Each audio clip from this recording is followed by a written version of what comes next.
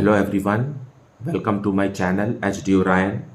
हम पढ़ रहे हैं accountancy for class 12 T S Grewal की टेक्स्ट बुक से 2022 edition, chapter 8 dissolution of a partnership firm. और इस वीडियो में हम पढ़ेंगे journal entries related to dissolution of a partnership firm with explanation of concept.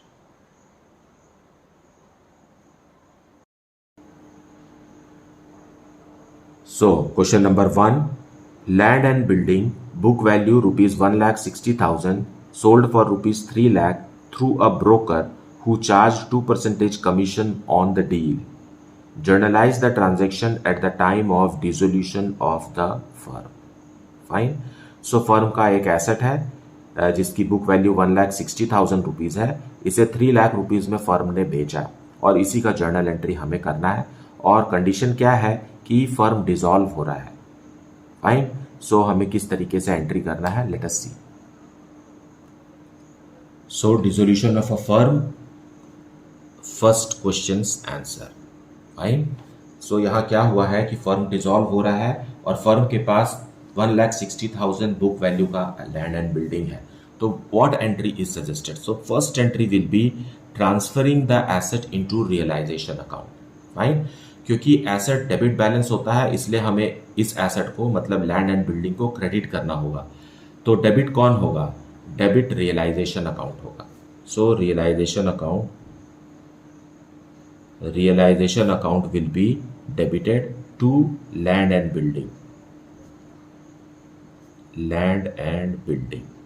Now land and building credit हो गया यहाँ, और क्योंकि ये एसेट है, डेबिट बैलेंस होता है, ये क्रेडिट होकर क्लोज हो गया और रियलाइजेशन अकाउंट में ट्रांसफर हो गया। और बुक वैल्यू में हमें इसे रिकॉर्ड करना है। So it is 1,60,000 being assets transferred and closed.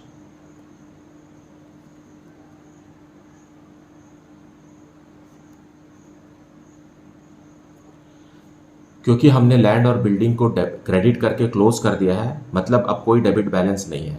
अब आप land and building land and building नहीं कह सकते, क्योंकि है ही नहीं, बुक में खत्म हो गया। वो डेबिट था, अब उसको क्रेडिट करके हमने खत्म कर दिया। फाइन। सो अब इसे बेचना है। जब हम इसे बेचेंगे 3 लाख रुपीज में, तो क्या एंट्री करेंगे? मतलब अमाउंट आ रहा है फर्म के पास, so bank account will be debited. Bank या कैश लिख सकते हैं, बैंक लिखिए।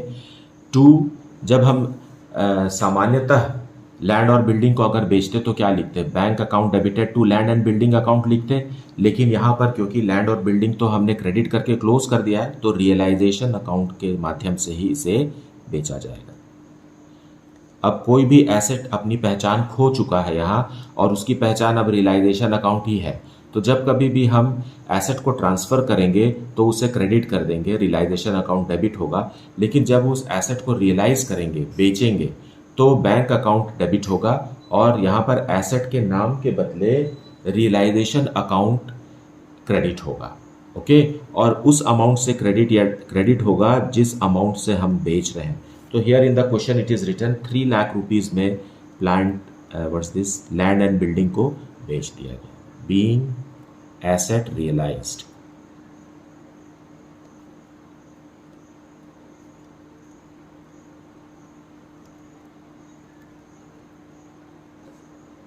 सो ये दो एंट्री ही हमारे लिए अभी जरूरी है। अब आप कहेंगे कि यहाँ पर प्रॉफिट जनरेट हो रहा है 1,40,000 का, उसे हमने क्यों रिकॉर्ड नहीं किया है? तो बहुत सारी एंट्रीज हैं, बहुत सारे एसेट्स हैं वगैरह फर्म के पास जो बेचने होते हैं। तो अभी हम प्रॉफिट या वगैरह को डिस्कस नहीं कर रहे हैं। प्रॉफिट तब देखेंगे जब बहुत सारे एसेट्स और लाइबिलिटीज़ को हम बेचेंगे, ट्रांसफ़र करने के बाद बेचेंगे, फिर जाकर के प्रॉफिट ऑन रियलाइजेशन या लॉस ऑन रियलाइजेशन जनरेट होगा। Fine. So at this point it is meaningless to discuss profit और loss on realisation. Now let us see question number 2A. What journal entry will be passed when an unrecorded liability of rupees 15,000 is settled at rupees 10,000 and paid by X, a partner on the dissolution of a firm? Now यहाँ पर एक unrecorded liability है जिसे एक partner X है उसने 10,000 rupees दे करके उसे खत्म कर दिया। फाइन, तो फर्म की बुक में क्या रिकॉर्ड होगा? Is it okay? We always have to record it in the books of the firm, not in the books of any partner और एनी अदर डेटर क्रेडिटर।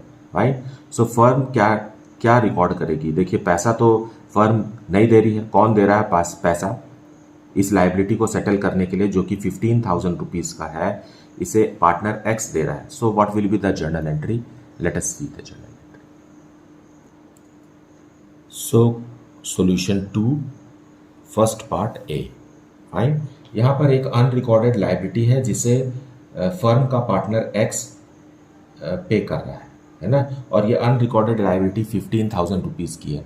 क्योंकि ये अनरिकॉर्डेड है इसलिए बैलेंस शीट में तो लिखी हुई नहीं है, सो एज द रिजल्ट उसकी ट्रांसफ़र की एंट्री नहीं होगी। अगर ये रिकॉर्डेड होता बुक्स में तो लाइबिलिटीज़ तरफ शो होता, लेकिन यहाँ 15,000 रुपीज़ का अनरिकॉर्डेड लाइबिलिटी है। एज अ रिजल्ट हमें लाइबिलिटी को रियलाइजेशन अकाउंट में ट्रांसफ़र की एंट्री नहीं करना है, तो सिर्फ पेमेंट की एंट्री करना है। क्योंकि ये फर्म की लाइबिलिटी थी, उसे तो देना ही था। फर्म ये नहीं बोल सकती कि ये अनरिकॉर्डेड है इसलिए मैं इसे नहीं दूंगी, है ना, तो पेमेंट करना था और पार्टनर एक्स ने पेमेंट कर दिया। सो कोई भी लाइबिलिटी को हमें पेमेंट करना है, मतलब पैसा जा रहा है ना, तो रियलाइजेशन अकाउंट डेबिट होगा। Fine, we will realisation account will be debited to bank लिखना चाहिए यहाँ, है ना। अब क्योंकि चाहे वो रिकॉर्डेड लाइबिलिटी हो या अनरिकॉर्डेड लाइबिलिटी हो, उसका पेमेंट अगर हो रहा है तो उसके लिए रियलाइजेशन अकाउंट को डेबिट तो करना ही पड़ेगा हमें। और अगर अमाउंट जा रहा है, मतलब पैसा दे रहे हैं हम, तो उसे बैंक अकाउंट या कैश अकाउंट क्रेडिट करना है। लेकिन फर्म का पैसा कम नहीं हो रहा है। किसका पैसा कम हो रहा है? एक्स का। और एक्स किसके लिए पैसा दे रहा है? फर्म के लिए। मतलब फर्म पहले एक्स पैसा पटा देगा लाइबिलिटी का, और उसके बाद एक्स फर्म से ले लेगा। तो अभी हम क्या लिखेंगे? एक्स कैपिटल अकाउंट, मतलब एक्स का कैपिटल अकाउंट में और भी पैसा बढ़ गया, है ना, 10,000 रुपीज़। हालांकि लाइबिलिटी कितने की है? 15,000 की, लेकिन भुगतान कितना हुआ एक्स के द्वारा? 10,000। सो फर्म रिएम्बर्स भी एक्स को 10,000 रुपीज़ ही करेगी। Fine, being external liability unrecorded liability paid by partner X. Now question number 2B. What journal entry will be passed when a machine having a book value of rupees 15,000 is given to Rakesh, a creditor of rupees 22,000, at an agreed valuation of rupees 12,000 towards partial payment of his dues? Fine. यहाँ पर एक asset है जिस 15,000 का, जिसे 12,000 का मान लिया गया है, और इसे हमने क्रेडिटर को दे दिया है। तो क्रेडिटर को कितना दिया है? 12,000 रुपीज़ का तो हमने मशीन दे दिया है, और बाकी जो बचा 10,000 है ना, इसमें 12,000 रुपीज़ की तो मशीन चली गई उसे, और बाकी का जो 10,000 है वो हम कैश या बैंक से दे सकते हैं। So let us see how it is to be understood. Now solution 2B। 2B के लिए हमारे पास एक एसेट है जो कि रिकॉर्डेड है, और एक लाइबिलिटी है, ये भी रिकॉर्डेड है फर्म की बुक्स में। So as a result what will we do? We will close the books, close the assets and liabilities by transferring it into realisation account. So assets को पहले हम ट्रांसफ़र करने की एंट्री करते हैं, ठीक। पेमेंट की एंट्री तभी समझ में आएगी जब हम एसेट और लाइबिलिटी को रियलाइजेशन अकाउंट में ट्रांसफ़र कर चुके होंगे। Fine, so realisation account debited to machine. ये मशीन है 15,000 रुपीज़ की, इसे हमने ट्रांसफ़र कर दिया रियलाइजेशन अकाउंट में, है ना। मशीन को क्रेडिट करके क्लोज कर दिया, बीइंग मशीन ट्रांसफर्ड।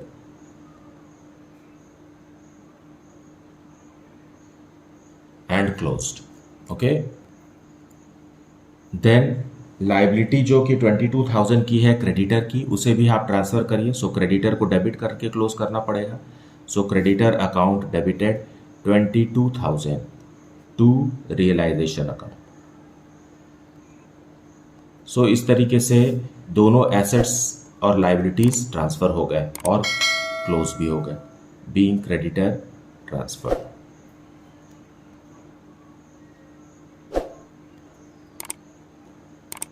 मतलब अब बुक्स में ना तो मशीन का डेबिट बैलेंस शो हो रहा है और ना ही क्रेडिटर का क्रेडिट बैलेंस शो हो रहा है। दोनों के दोनों ही कहाँ ट्रांसफर हो गए हैं, रियलाइजेशन अकाउंट में ट्रांसफर हो गए।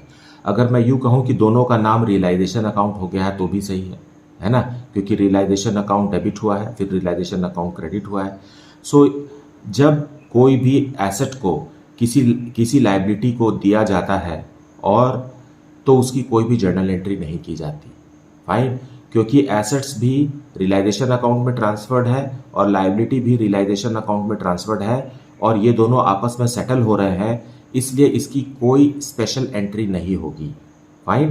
क्वेश्चन में क्या कहा गया है कि इस मशीन को 12,000 रुपये मान करके क्रेडिटर को दे दिया गया है और क्रेडिटर ने उसे स्वीकार कर लिया, तो 22,000 में से 12,000 रुपीज़ का तो मशीन उसे मिल गया, फाइन। तो इसकी कोई भी जर्नल एंट्री नहीं होगी because both asset and liabilities are there in the realisation account, fine. तो किसकी एंट्री होगी, जो एक्स्ट्रा 10,000 रुपीज़ जो फर्म देगी क्रेडिटर को उसकी एंट्री होगी। देखिए यहाँ 15,000 को 12,000 माना गया है ना, असेसमेंट उसका 12,000 है और ये क्रेडिटर को दिया गया, तो 12,000 लेस करेंगे तो 10,000 बचता है और ये 10,000 रुपीज़ रियलाइजेशन अकाउंट से पेमेंट होगा। So realization account debited to cash or bank. How much? 10,000. ये 10,000 कहाँ से आया है, 22,000 रुपीज़ देना था जिसमें से मशीन 12,000 रुपये में मशीन दे दिया गया है ना, क्रेडिटर ने ले लिया, तो अब भुगतान कितने का होगा, 10,000 रुपीज़ का होगा और इसे हम रिकॉर्ड करेंगे being final payment to creditor. तो आपको आंसर में जर्नल एंट्री कौन सा दिखाना है, तो 2B के लिए जर्नल एंट्री लास्ट एंट्री है। ये तो मैंने आपको समझाने के लिए बताया है कि ये हो चुका है इसलिए हम ये एंट्री को कर रहे हैं, क्योंकि ये एंट्री अगर मैं आपको डायरेक्ट समझाता तो हो सकता है कि आपको थोड़ा डाउट हो जाता या कि कैसा हो रहा है, कुछ समझ में नहीं आता, इसलिए मैंने ट्रांसफ़र की एंट्री पहले दिखाया, फिर ये बताया कि ये लोग आपस में सेटल हो गए तो उसकी कोई स्पेशल एंट्री करने की ज़रूरत नहीं है, जो पैसा बचा हुआ है देना उसकी एंट्री होगी। So this is the journal entry which you have to pass. Now question number 3, pass journal entries in the following cases. A, expenses of realisation ₹600 but paid by Mohan a partner. Okay, realisation का expense होता है 600 जिसे partner Mohan ने पे किया है। Point B, Mohan one of the partners of the firm was asked to look into the dissolution of the firm for which he was allowed a commission of ₹2,000. Now Mohan जो कि डिसोल्यूशन ऑफ द फर्म का काम देख रहा है तो उसके लिए उसे मेहनताना मिल रहा है कमीशन के रूप में, फर्म दे रही है 2,000, इसकी क्या जर्नल एंट्री करेंगे। Then motor car of book value 50,000 taken by creditor of book value of 40,000 in settlement, मतलब एक एसेट्स को लाइबिलिटीज को दे दिया गया है, मतलब एक एसेट्स जो कि मोटर कार है उसे क्रेडिटर को दे दिया गया है। So what will be the journal entry for this, let us see.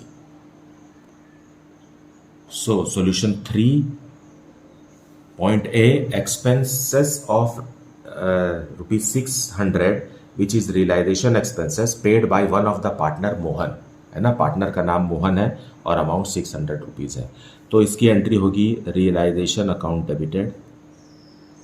So realisation account कौन सा अकाउंट है फिर, है ना, जब हम इस तरीके की एंट्री कर रहे हैं, which account is realisation account, personal, real और nominal, so it is a nominal account, fine. So debit all expenses ₹600 और 2, क्योंकि पार्टनर ने पे किया है इसलिए हम यहाँ बैंक नहीं लिख सकते और उस पार्टनर का नाम मोहन है, so to Mohan's capital account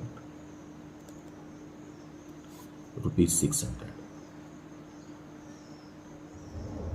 being realization expenses paid by partner, fine. क्योंकि पार्टनर ने पे किया है इसलिए हम किसके क्रेडिट में लिख दिए, पार्टनर के क्रेडिट में लिख दे। यहाँ हम बैंक नहीं लिखेंगे क्योंकि फर्म का पैसा कम नहीं हुआ है, फर्म ने पे नहीं किया है, तो फर्म का बैंक अकाउंट को क्रेडिट करने का सवाल ही नहीं उठता है ना। तो फर्म रिएम्बर्स करेगी, मतलब देगी पैसा किसको, मोहन को, इसलिए हम मोहन के कैपिटल अकाउंट को बढ़ा दिए हैं। नाउ पॉइंट बी है, Mohan one of the partner of the firm was asked to look into the dissolution of the firm for which he was allowed a commission of rupees 2000. Now realising officer appoint करती है firm ताकि assets को बेचा जा सके और liabilities का भुगतान किया जा सके, और वो रियलाइजिंग ऑफिसर कौन है, पार्टनर मोहन है। फाइन, सो इसे इसका पारितोषिक देना पड़ेगा, इसे इसकी सैलरी या उसका मेहनत का पैसा देना पड़ेगा, तो एज अ कमीशन उसे फर्म 2000 रुपीज़ दे रही है ना, अलाउ की है। सो क्योंकि ये डिसोल्यूशन से रिलेटेड एक्सपेंस है, फाइन, इसलिए रियलाइजेशन अकाउंट को फिर से हम डेबिट करेंगे। Same journal entry we have to write, realisation account debited to partner Mohan's capital account.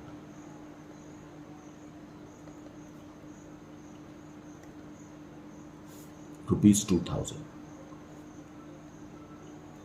being commission on realization.